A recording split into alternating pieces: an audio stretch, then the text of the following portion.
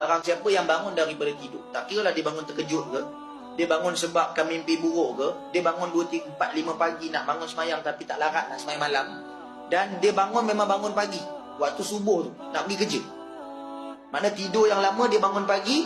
Nabi kata barang siapa yang buat amalan ni dan ditutup dengan doa, doa dia paling makbul pada hari tu. Hadis Ubadah bin Samit, hadis sahih, hadis Bukhari, hadis 1125. Apa amalan dia? Pendek, ringkas, kita dah selalu baca tuan-tuan, tapi kena buat waktu dia. Bangun pagi tidur, bangun pagi, awal pagi, jangan tengok telefon lagi. Bangun pula kena duduk dulu 2-3 minit. Jangan bangun terus berdiri ambil semayang kelang kabut. Tapi kalau subuh dah gajah, kena gerak jugalah. Tapi kalau bangun awal, kena relax dulu, bagi darah jalan lancar, tarik nafas, minum air.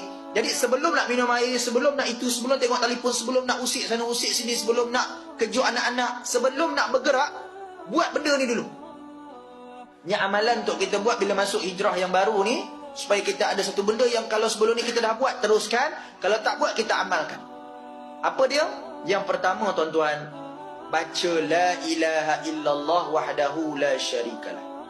Kalau boleh panjang sambung, la ilaha illallah wahdahu la syarikalah, lahul mulku wa lahul hamdu. Tu je pendek.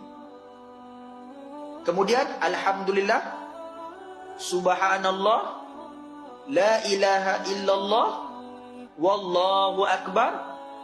Dan yang keenam, la hawla wa la quwwata illa billah.